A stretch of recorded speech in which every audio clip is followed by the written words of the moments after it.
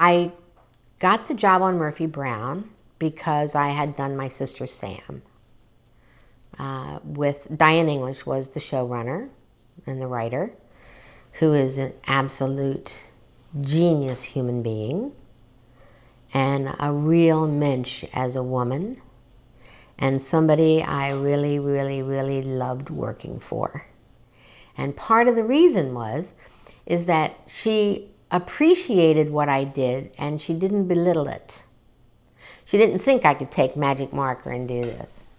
She knew that it was a process, and she knew that I had a certain skill. And when she would want something different, like if she would want an actor's hair to look a certain way for some reason or other, she would come into the makeup room and sit down and watch me perform. She liked to watch the process. She appreciated the process, and she liked to watch it, and she enjoyed it.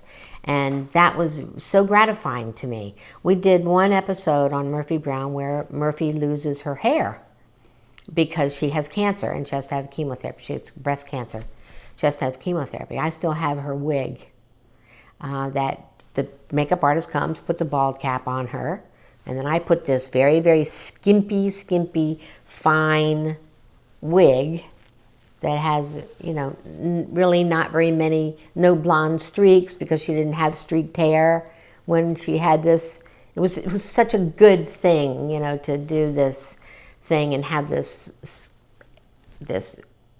very skimpy hair that wasn't even the same color as her hair, and watched her hair. Then she had short hair and watched her hair grow out. It was, she really loved the process of watching us create that. And I loved doing it because it was one of the, you know, really creative things I got to do in the show. Candace did like to change her hair, and I liked that.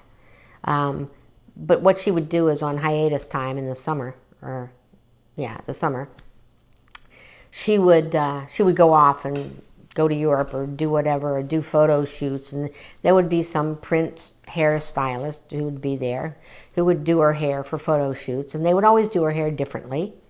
And then she'd get pictures and she'd bring them back and she'd say, "Do you think you know how to do this?"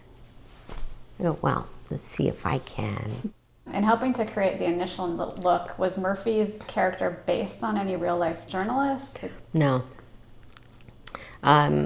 I think she was a composite of a lot of people. She did have some hairstyles that were different at home. I love the hairstyle, like when she had the baby, you know, and she was in the bed and she was having the baby and her hair was all over everywhere. I loved it when she did things like that. She liked it too.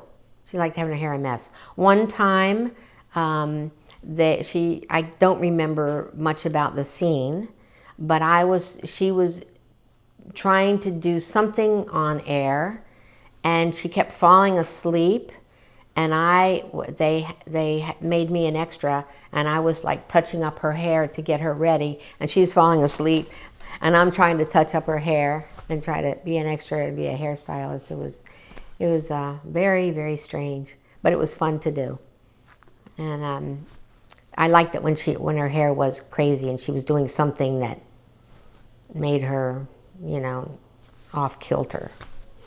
And she liked that too. Were you on the show during the Dan Quayle controversy? It was just a great way for them to do more comedy. They really didn't care about Dan Quayle and his remarks.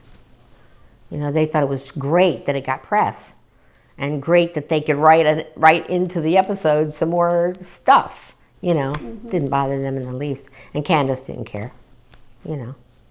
Didn't happen to her. Just a character, you know. So they made this big press thing, and it was good. It was good.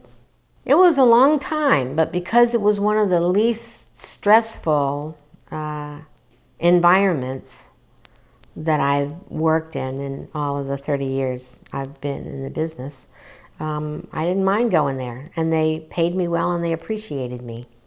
And that's all you need.